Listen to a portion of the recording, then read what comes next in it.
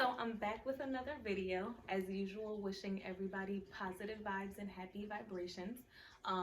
So as you know, I recently did a video talking about my experience with teen dating violence, and I wanted to follow up and include my very good friend Janessa Rivera. Hey guys. She is a domestic violence advocate, one of my personal, close friends. And I'm gonna be asking her a few questions just because I think this topic is super important. And like I said in my last video, I didn't realize that I was in a teen dating violence situation until years after. So I'm gonna be asking you some questions. And in case they're wondering, I kind of have tie-dye on, but you see the orange, and Angie has orange, you know. So I was letting her know, not a lot of people know, but orange is the color of awareness for teen dating violence. So I was like, oh, let's try to throw orange in there so that people can understand and just associate awareness for TDV as much as they do for everything else. In October, everyone's rocking pink, right? Pink, and red. then, teal, cancer, purple, DV. So we want people to understand that when you see orange or when you see people wearing orange in February, it's because they have awareness or they're advocating for TDV. So we're going to put the orange on the map. So Yes. forget my tie-dye, just focus on the orange. And this is like, this is orangey. You know what's This crazy? is orangey. I had a sweater that was that color for me. I normally call it rust. And I was like, but it's orange. It's like orange because rust on metal is like orange. And I was like, well, I'm going to wear it. And then I thought you were going to be like, that's cognac. Well, I was like, I'm pretty sure this is like blood orange. I don't even know if that's a color. Orange. It is a color. If it's in the crayon box, it definitely is a color. It's a color. It's a color. Yes. So my first question would be, what exactly is teen dating violence defined as? So, most people know dating violence, right? And so the definition of dating violence is, physical, sexual, emotional, psychological abuse between two individuals, right? And you have to say all of those things because when you think of violence or dating violence or domestic violence, the first thing you think is like physical, like they have to be beat up with crutches, stitches, broken bones.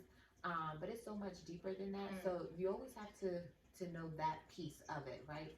And the abuse is just anything that is beyond negative and toxic, right? Because you have negative behaviors and then you have the toxic behaviors and then you have abuse, right? So it's like the highest form of feeling uncomfortable when it comes to your emotional health, psychological, physical, or even sexual. I didn't add sexual, right? Between two partners.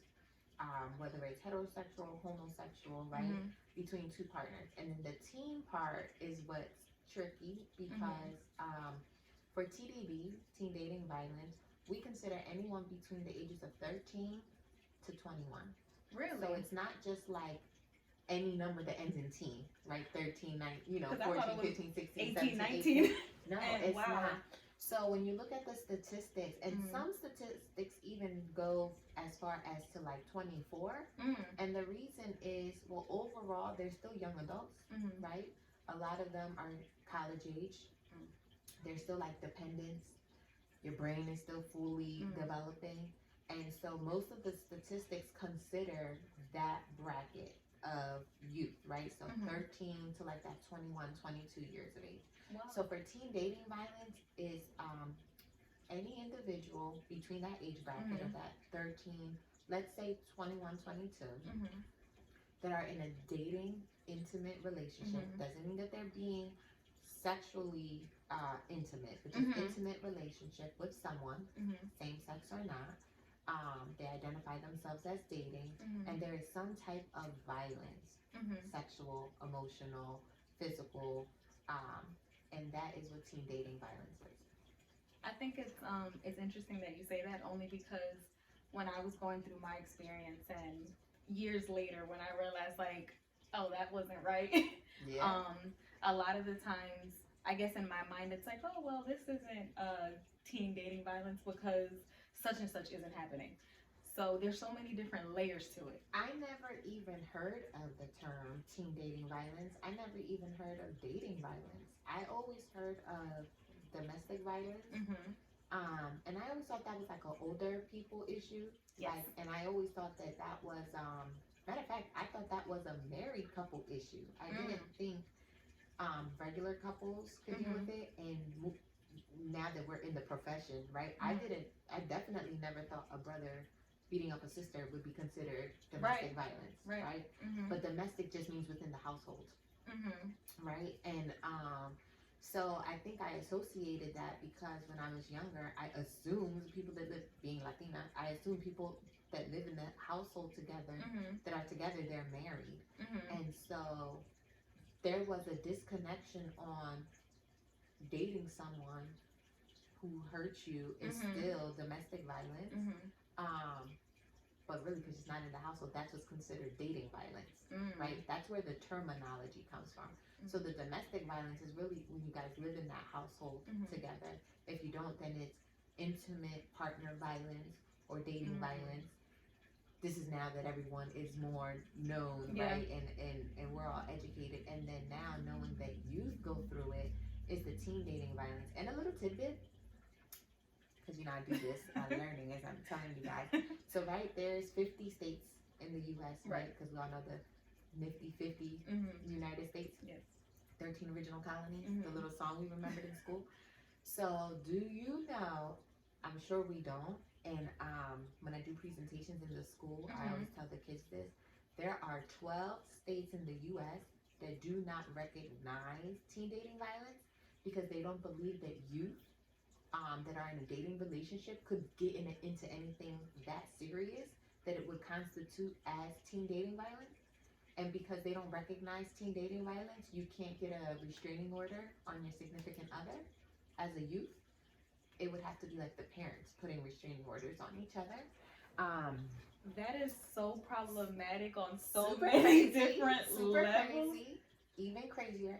Thankfully, New Jersey's not one of them. New York is one of them. Really? You would think that New York. You know, Ohio is another one. Right. Off the top of my head, I don't remember the 12, but those are two key ones where you're like, what? You would think that they definitely would recognize that. I think Texas was another one too.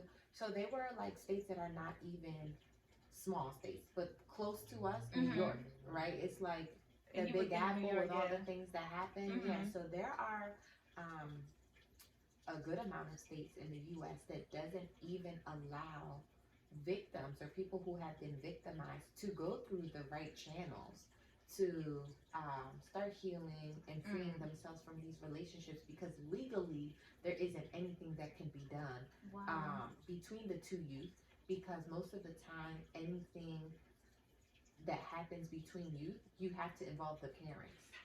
Do you see what I'm saying?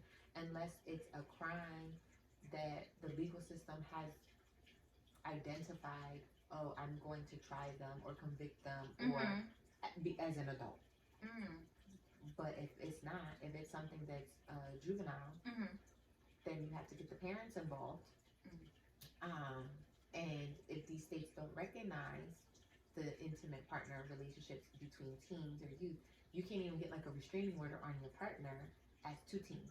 That is problematic, super dangerous, crazy, right? And Everything. Super crazy. So my next question would be is what percentage of teens, I guess, will be in a teen dating violence relationship, and does it differ between girls and boys? So let's keep it honest. People do not report. Okay. Right? So that's the first thing that I'll say, because I do have some statistics, but I feel like they are super skewed, right? And adults, fully functioning adults that work and pay their bills and are parents, don't report, right? So imagine kids. And imagine more so, some kids should not even be dating. So they're not even going to report it, especially like Latinos like us. I had boyfriends that were called my friends until I was like in my 20s. Oh, that's her little friend. That's her. El amiguito. Yeah, right? Your little friend. So like in certain cultures, and you know, in a lot of other foreign cultures, you know, they don't recognize the person unless you're married to them, right? So that is the truth. So that's the first thing. And then so you may not want to say I'm in this relationship and it's problematic because you might not be allowed to be in a relationship at that age. That's like a whole nother level problems, is what if you are identifying as homosexual or bisexual and your relationship is with the same sex person that you're having issues with, right? So I truly believe, I could put my whole check on it, that the numbers are not accurate because people are not reporting. But from what has been reported, it is said that in their lifetime, 1/3, 1 out of every 3 youth, boys and girls, have experienced it in their lifetime. So that's roughly 33%. And taking it a step further, 1.5 million youth say that they have experienced dating violence, either emotionally, physically, or sexually, within the last year, within the last 12 months. So when I do this presentation with my kids in like middle school or high schools or colleges, I like to do a little trivia with them, and I say, you're in high school for 4 years, right? You're in high school for 4 years. So think about it. If every year in 12 months, 1.5 million kids are affected, that means from the time you're a freshman to the time that you graduate as a senior, 6 million kids in that 4-year time span have been affected, right? Because 1.5 is per year, right? And the thing that blows my mind more is, if I am someone who's been affected and I'm dating this guy for 10 months and he does something to me all months, right? Something once a week. When I raise my hand to say I've been affected, you're counting me as one person, 1 out of the 1.5, but you don't count how many times I've been affected. You're not counting the frequency. So think about that. 1.5 million are saying, hey, I've been affected. If you ask every single one of those 1.5 and said how many times, it could be 1.5 times 12, once a month. 1.5 times 52, once a week. You don't know. So now we're talking about all those frequencies of when it could have happened. So those are the statistics overall regarding youth, right? So they say in a lifetime, it's 1 out of 3 youth, 33%, but annually, within 12 months, 1.5 million youth in the U.S., and I'll say in the U.S., have identified being, in that type of experience or having experienced some type of abuse. That's such a big number, and just to think all the cases that aren't reported. Right. So I think my graduating class probably was a little over 300, but just for simple math, right? My graduating class, let's say it was 300. So 1 out of 3 youth, by the time we left school, 100 of us have been in that situation. That's a lot. It is. That's a lot. You sit at the lunch table, if it's at least 10 people, if you're at the circle table, right? 3 of us have dealt with it, right? You're in a class full of 21 people, 7 of you guys have dealt with it. And that is just reportable, right? So who knows? If everyone were truly honest, the percentages might change. And I would say, because we're talking a lot about it more, in 10 years, the percentages are definitely going to change because more people are going to report it. You know what I'm saying? Now, in my situation, my parents didn't know that I was in a teen dating violence relationship, and they didn't find out until years later. So my question is, what are typically the warning signs that parents can look out for? So, when I was thinking about how to answer this, right, I thought there's 2 ways. I was looking at the question, like, what are the warning signs that a youth should look at to say, this might be a TD. Like, this is not it. This is right. This might be it. And then as a parent, because I'm a parent too, right, which is scary because my son's in 7th grade and my daughter's in 6th grade, and that's like the time. The time where they start so noticing statistics things. show that like kids start dating or what they consider serious like relationships in their mind that they identify as like their first love or their first real relationship, like around 12 or 13. My right? chest. Girl, my pearls. So you know, and then I think about like the people from back in the day. Like, when did you lose your virginity? And you know, guys will be like 12, 13, 14. I'm like, that's my son. Like, coming up, right?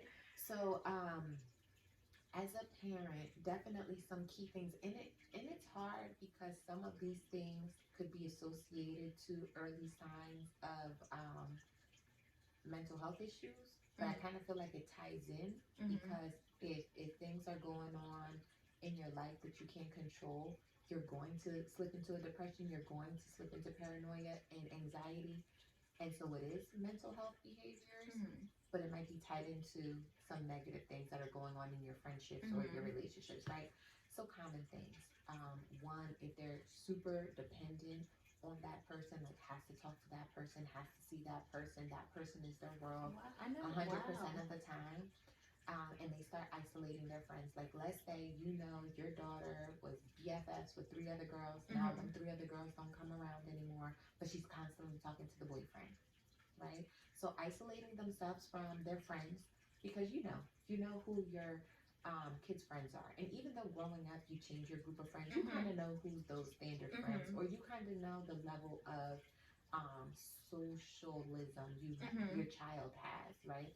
So isolating themselves from friends, being extremely codependent on with their partner, being overly concerned about what their partner thinks. I gotta call such and such is depending on my text. I gotta be home to answer the call. I can't do this because I didn't tell such and such, or I can't go on this vacation because such and such doesn't want me to be away from school for that long. That is I can't do blowing my I mind. can't do this trip, or oh no, I can't wear skirts to school. Such and such doesn't like it when I wear skirts to school.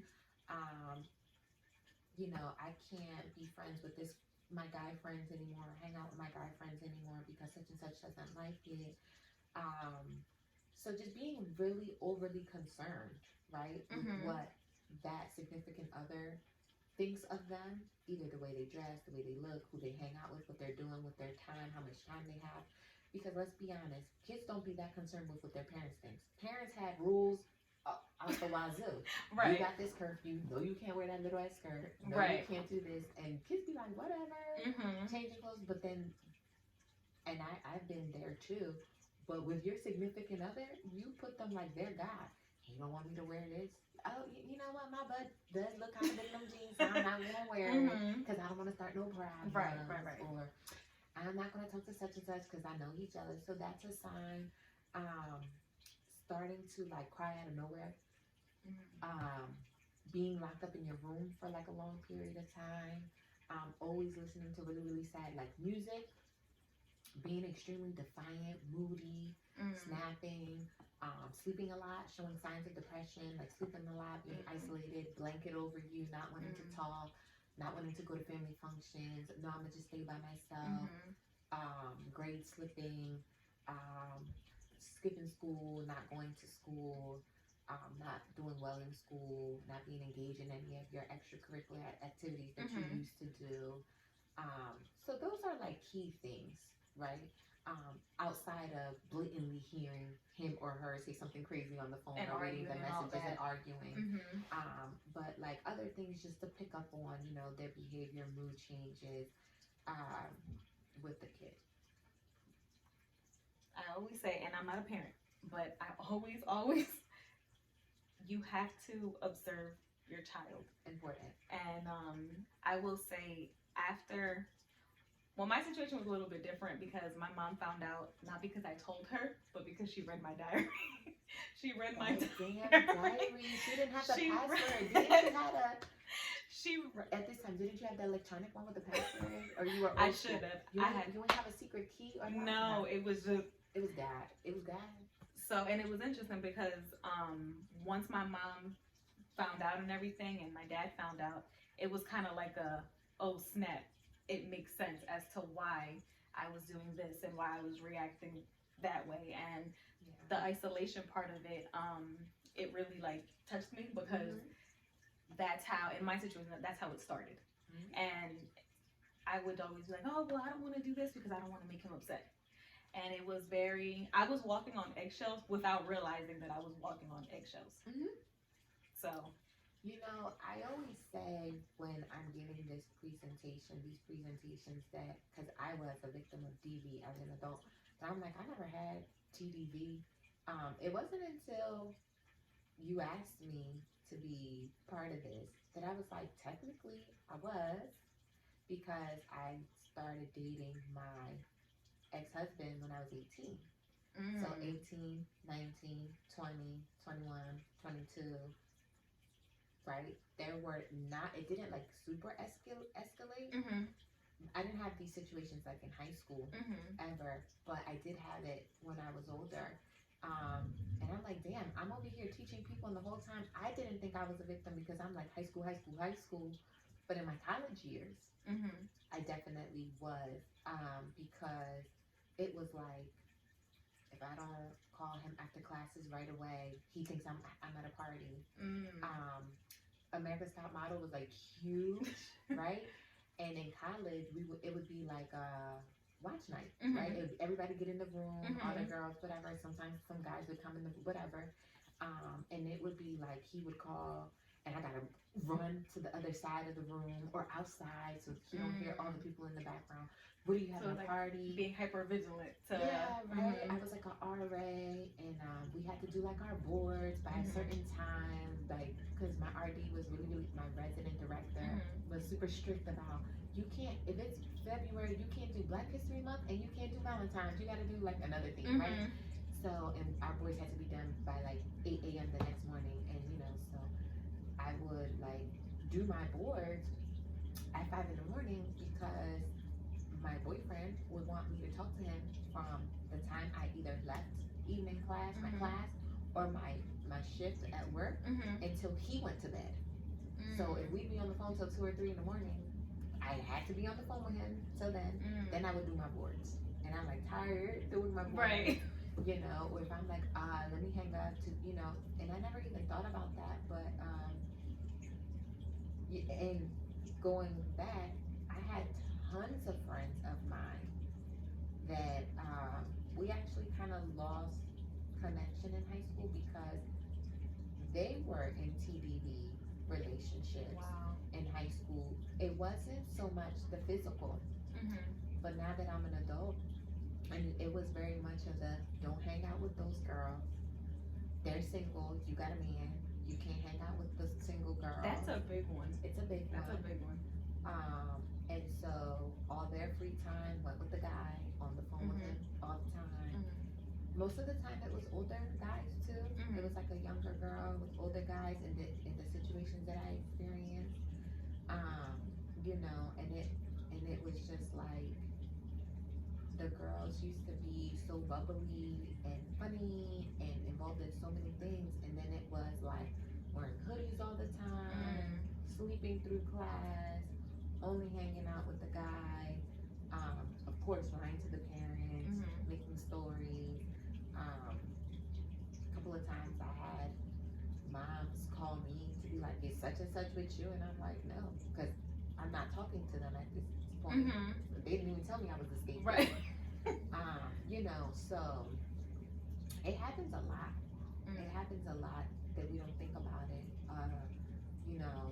And especially now with social media and phones on, let me get your passcodes, let me get your passwords, sharing accounts. Which is so problematic. Sharing Facebook accounts. I don't like it. But it happens both ways. Because I would say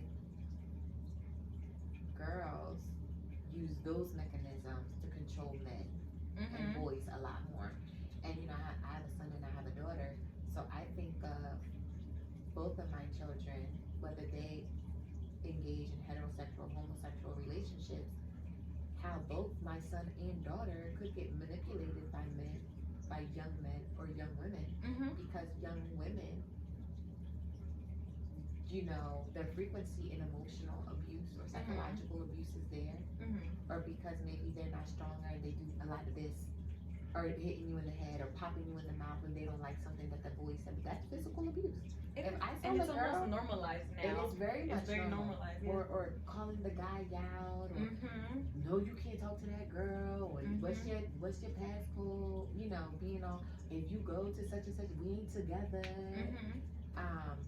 if a girl was saying that to my son, I would like, I'm fighting kids. I'm showing her the fair one. Or her mom, like, who raised you? But I see that a lot. I've done that. I did that as a youth. Like, no, you can't talk to them, and what's your passcode? I've looked through phones. Yeah, you know, and hacked accounts. it's super unhealthy. It's super unhealthy. And that's a whole nother, like, right? Like, why do we get there? Why do we normalize it? But, you know, those are some of the things that parents, guardians, teachers. I do this presentation in school so much because, yes, the parents should, like you said, observe your child. Like right now, my kids are going through their puberty stages, right? And some people are just moody. You need to know what the normal moody is and what the this is something not going on, right? moody. Every kid is different. Some kids are quiet, some kids are loud. So that quiet kid, just because that doesn't mean they're going through. That's just them. You gotta know their ins and outs. But let's be honest, right? There's 24 hours in a day. Assuming we sleep 8 hours like we're supposed to, that leaves you 16 hours. You're in school for 7. Okay, by the time you go to the school, come back, that's probably 8 or 9 hours. That only leaves you like 7 hours with your parents. Okay, teachers are with kids as much as parents are with kids. Okay, and that's not talking about parents that work. Because parents that work non-traditional shifts, if the kid comes home at 3, 4 o'clock, parent not seeing them till 7, 8, kid go to bed 10, 11, you only seeing your kid 3 hours. Teachers and school personnel, counselors, whoever, even the janitor, sees kids more than parents do. 5 days a week. We're not talking remote, right? 5 days a week. So really, school staff should be trained on this because, you know, your thing is what should the parents think or what's weird for the parent?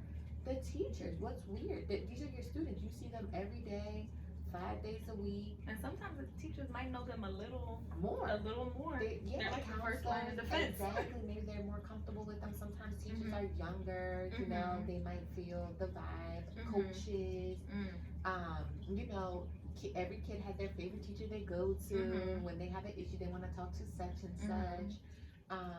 So I think all adults should know what the signs are of a youth possibly being affected by teen dating violence, because the teachers be knowing the scoop too. They know who messed with who. They know who cheated on who, you know, because they see old girl crying in the classroom. They see the boys and girls walking each other. So I think it's the responsibility for the teachers to learn this, and they should be teaching this to teachers and school personnel. And also the teachers should have that relationship with the parents to be like, you know, Janessa's been her head down every day. You know, did you know she's dating such and such? And, you know, she was upset because they went through, like, teachers should be recording that, in my opinion. Absolutely. Parents don't know what they don't know.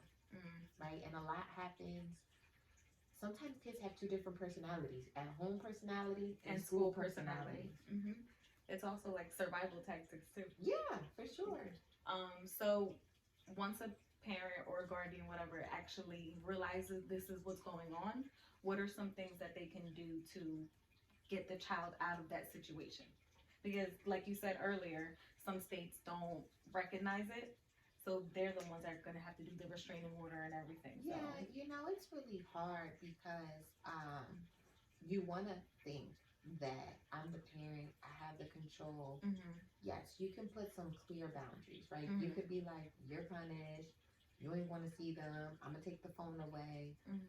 Some of that may work, right? Because if you limit access, social media, phones, if you punish them and they can't see them, that may work. They still got to go to school. Right. They're going to see them in school. And then you also leave an open window for some defiance, right? Sneaking out, being upset, hurting themselves. You know, you got to go to work, so they doing something while you at work. So, and even myself, sometimes I'm like, I wish, and I'm going to do X, Y, Z, but you can do that It works, just like spanking works sometimes. Spanking doesn't work a lot of times. It depends. Everybody's different. Mm-hmm. To me, and I think about what would I do. Um, so the first thing, ideally, is right being proactive versus reactive. Mm. Having those conversations with your kids very early on to say what is healthy and what is not healthy in a relationship and in a friendship, right? Just relationships in general, not like intimate relationships, but Mm-hmm. like relationships with people. Um, One of my pet peeves is the saying, like when you're in kindergarten and the little boy pulls your hair, and it's like, oh, you know he likes you. That's the way you know he likes you. When that first happened to my daughter, I said he may like you, but that's someone you should never like. I said because if he likes you, he should want you to be safe, happy, Mm. smiling. He should do things to make you feel happy. He Mm. wants to see you being in a good place. He wouldn't want to annoy you, hurt you, make you cry. Anyone that uses their actions to do that, to show you that they love you, they have issues understanding what real love is or what healthy love is. Mm. That comes from 4 or 5 years old. Pushing you off the swing does not, it might be true. It might be that's the way they show they love. But that's not healthy. That's not healthy. And that goes Mm-hmm. back to the meme of, it's different dating someone that was raised off of love versus dating someone that was raised off of survival, Mm-hmm. right? And you meet people that are great people, but they never were loved properly, so they don't know Mm-hmm. how to love properly. Even though they are trying, it's still not where you want it to Mm-hmm. be, right? So the biggest thing is for a parent to be proactive and have those conversations with your child to say, what is a healthy relationship? Mm-hmm. What does it look like? Stop thinking your kid is not going to be in a relationship. I'm not saying they're going to be at 12, but you need to start talking to them about it at 12. You can't wait until they're 17. I mean, it's life. Right? It's You life. have to have, it's the preventative measures, it's like diversionary measures, and they're being proactive. Mm-hmm. You have to have that discussion way before it happens. Um, Cliche, but leading by example, right? Mm-hmm. Making sure you are engaging in healthy behaviors in your relationship. Um, but let's say, so I say that as a preventative and proactive measure, but okay, let's say it's happening. Mm-hmm. You're a parent and now you have to react, Mm-hmm. right? Of course, you should be putting some boundaries. I would think it's necessary to have a conversation with the parent of that other child. Um, you forget that these youth are still kids, and it's like you don't live on an island, so you can put all these parameters on your Mm-hmm. daughter or son, but there are other things going on, right? I would want to include the other parent Mm-hmm. and be like, yo, do you know this is going on? Mm-hmm. Like, what's your outtake? Perhaps that other parent mind is blown that their child is participating in any of that. Perhaps your child is also abusive or toxic, and it's a two-way street, and they're both abusive to each other, and you don't know that, okay? And so then that would be a great lesson for both to say, okay, both of you guys are bugging. This is not the way you show each other you care or love. But I do think it's important to gauge that other parent, to see where that other parent's head is. Where that parent's head is the senior to where that kid's head is, Mm-hmm. right? If that parent is a hot mess, he or she is hot mess junior, Mm-hmm. okay? And then knowing what the foundation is, I feel like you can better than work things with your child, right? So definitely putting boundaries, maybe cutting their privileges, where they can go, their social media, things like that. Having a dialogue with the people at their school, the guidance counselor, like, hey, this is what's going on. If XYZ happens, if you see her missing days, if you see her not performing, I need you to let me know, because it takes a village. A lot of time parents are so embarrassed about what's going on, they try to handle it all themselves. You're not an island, not a one-man band. You see what I'm saying? So I do say, talk to that other parent, see where you can gauge from it, so that you're telling the other parent, listen, I know what's going on. These are the boundaries I set on my kid. I need you to set boundaries on your kid, so that they have less accessibility to each other, because this is unhealthy for both of them, right? That's a thing. Also telling the school, like, listen, something's going on. They're Mhm. under your care X amount of time. Let's be a village here. Mhm. You know, what's happening. I would think it would be important to get them some professional help if they've already gone through something. So have them see a counselor, whether it's their guidance counselor or an Mhm. outside counselor. I think for me personally, an outside counselor would be better Mhm. because nowadays guidance counselors are limited in what they can do. They have a fixed amount of time. Mhm. The reality is that's a title. They no longer can do guidance or Right. guide because they're doing more academic things, Mhm. and you don't want your child to feel like they're being rushed every single Mhm. time. And you know, when you get outside help, you're paying for that outside help, Mhm. you know. So I would say get, you know, professionals involved because your child needs a safe outlet to talk to somebody Mhm. that knows what's going on. Um, Outside of the making sure you check in with them and having more of that one-on-one with them and just having, you know, a conversation. Have you gone through it? Can you tell them anything from what Mhm. you've experienced?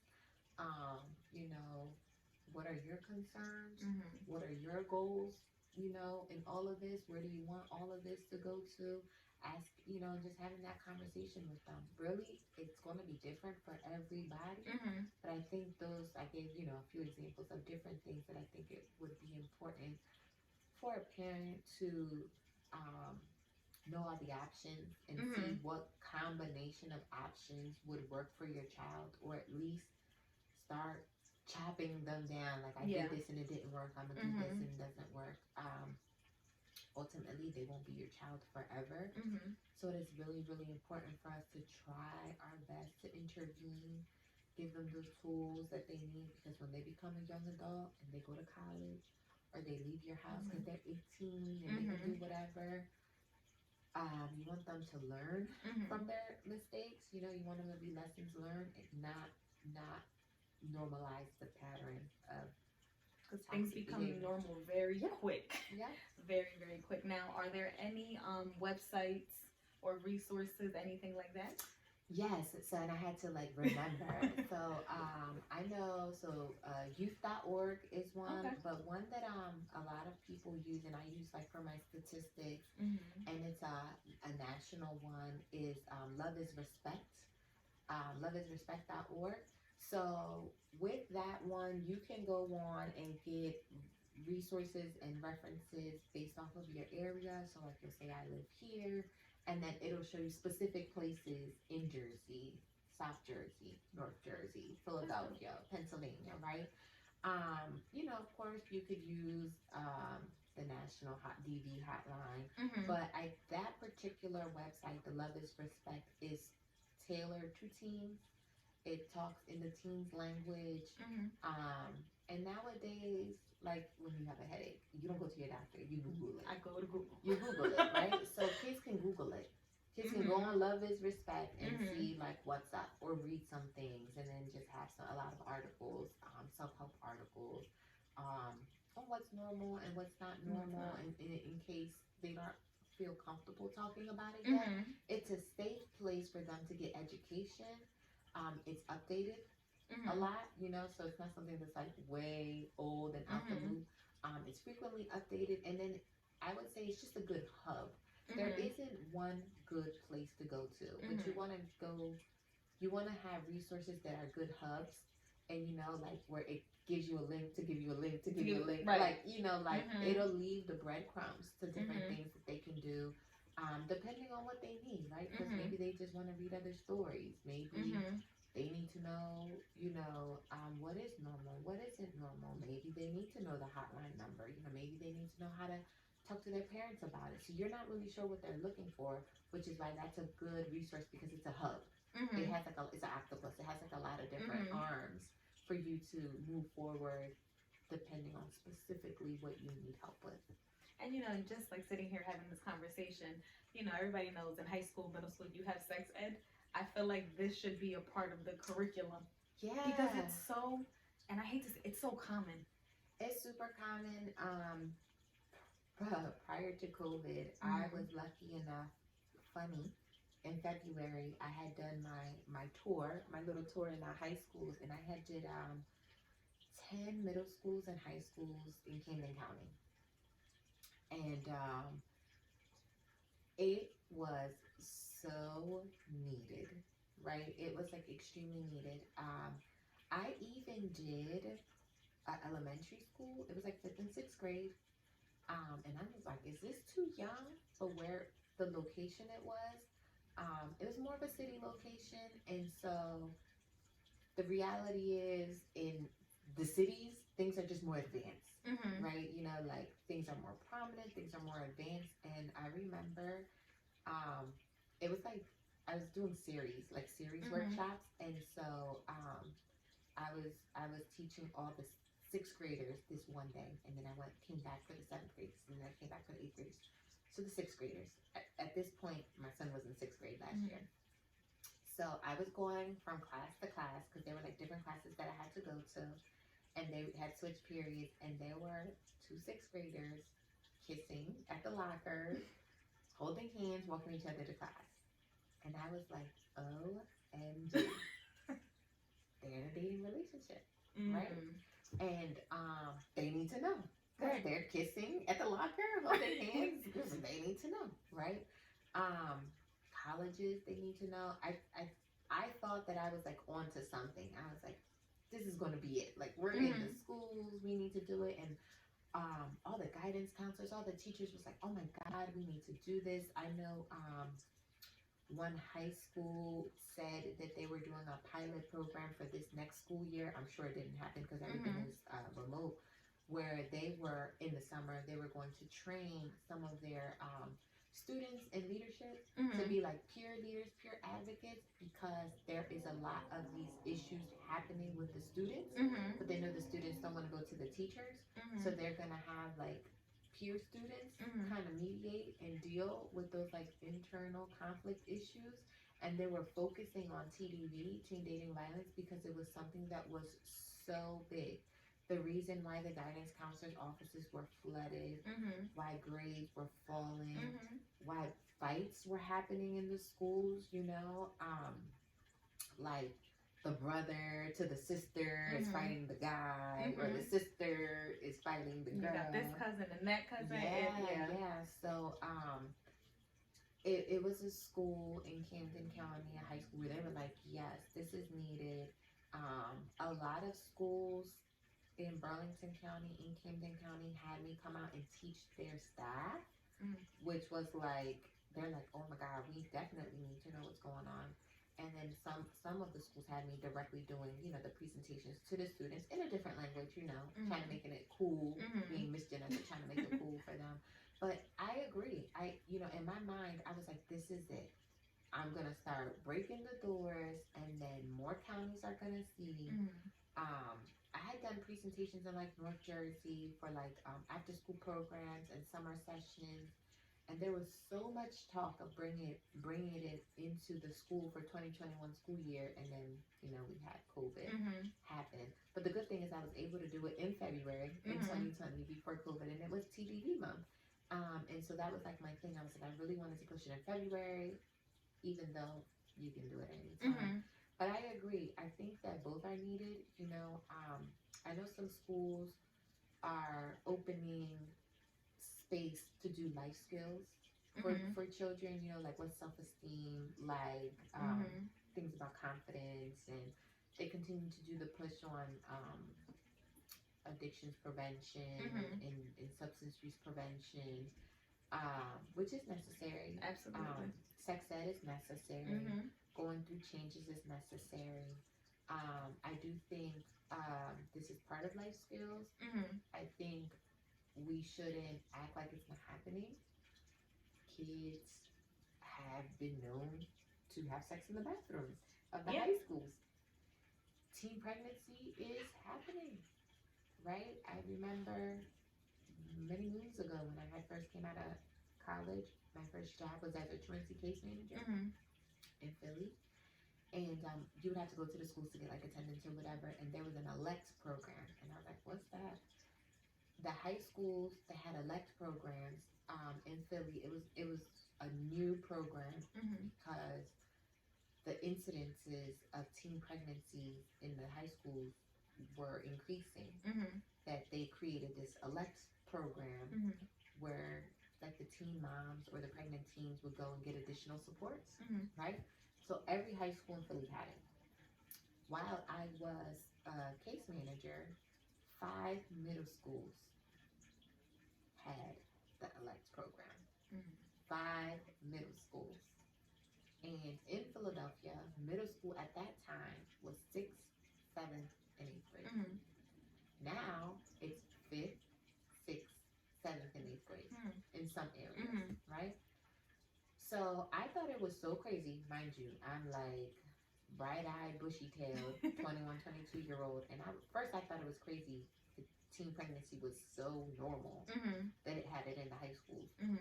But when I saw that my middle schools that I had to get attendances from had a teen elect program, when my caseload of a 12-year-old who had the butterfly tattoo on her neck was pregnant with a 19-year-old man's child, I was like, That's heavy. wow, right? And this was over 15 years ago. Imagine it. Wow. You see what I'm saying? We needed it then. Right. We definitely need it now. Then we didn't have social media, phones, let's talk about it. The cost of living is up. Yep. Parents that had 2 jobs back then have 3 jobs now. Mm-hmm. You know what I'm saying?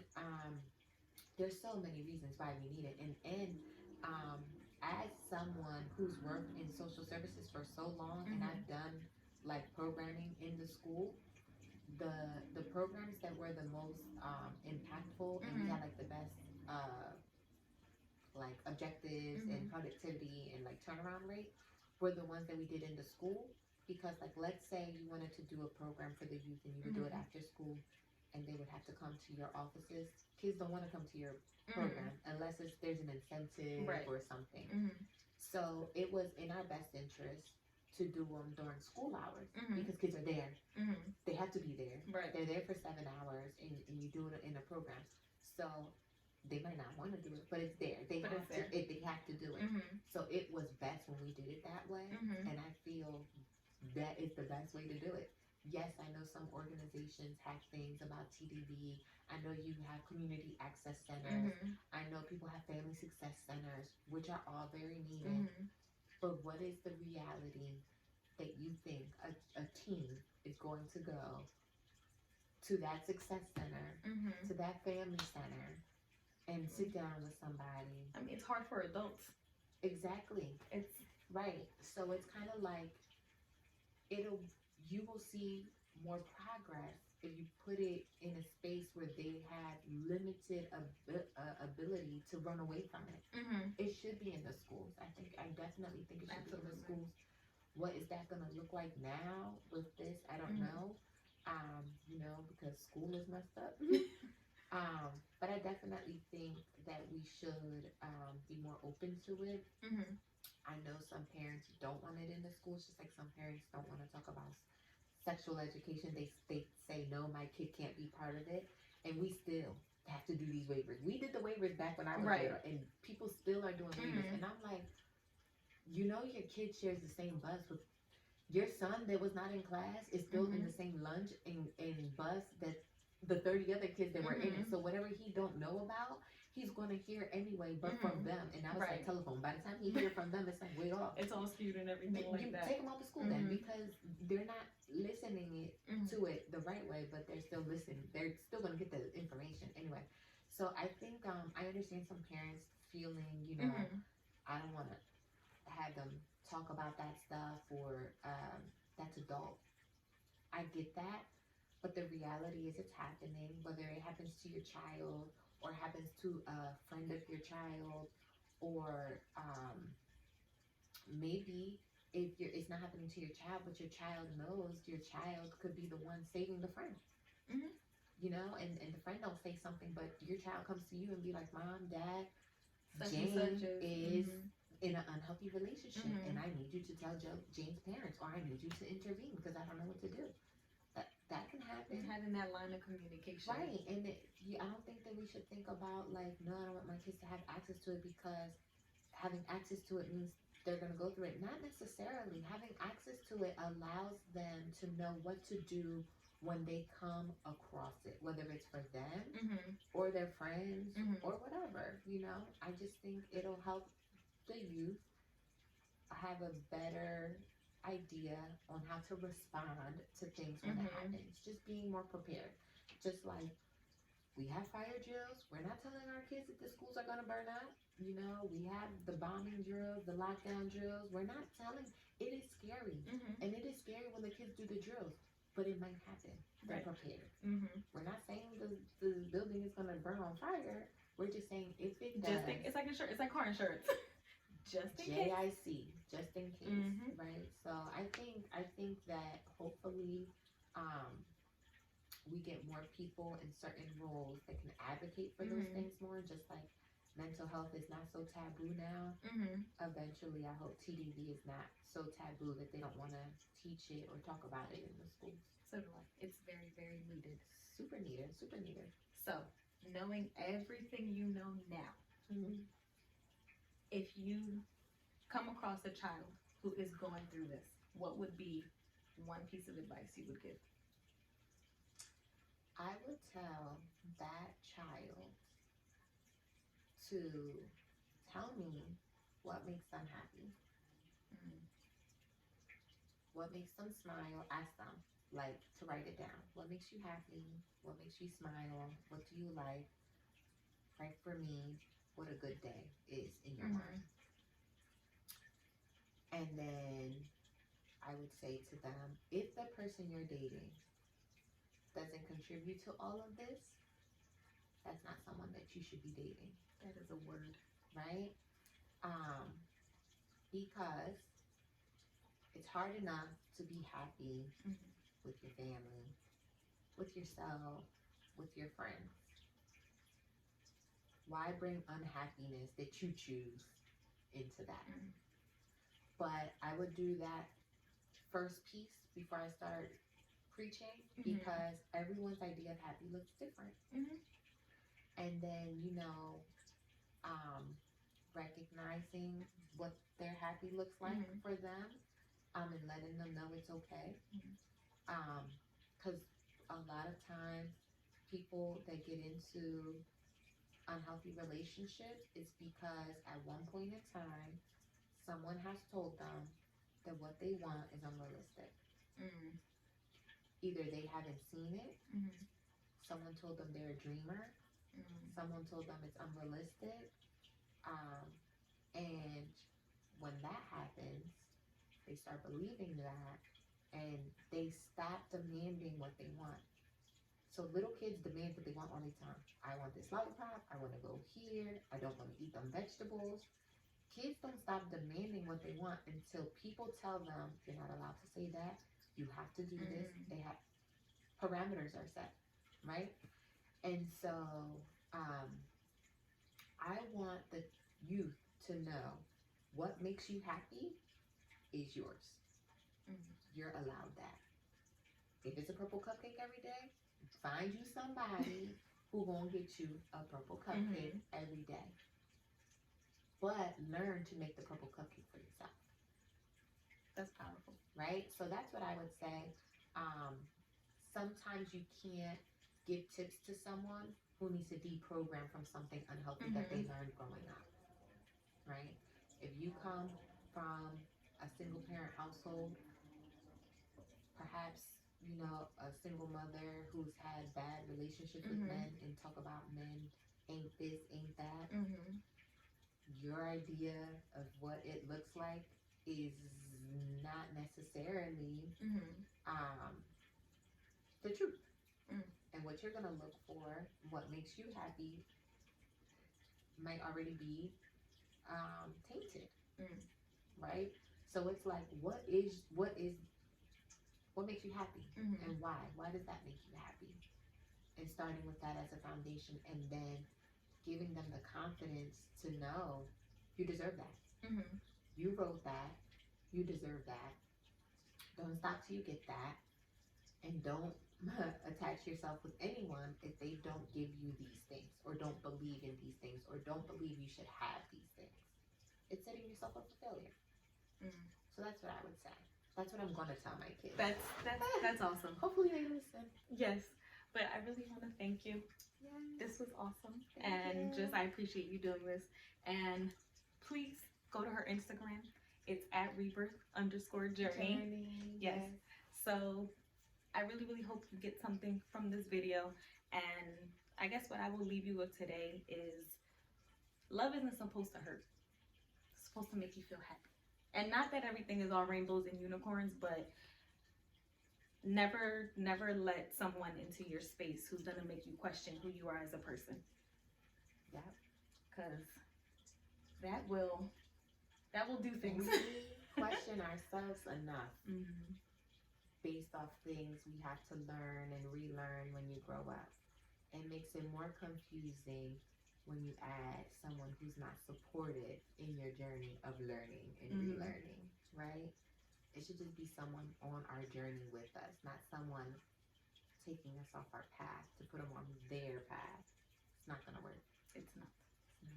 So yeah, I hope you enjoyed the video, and sending you positive vibes. It's a heart.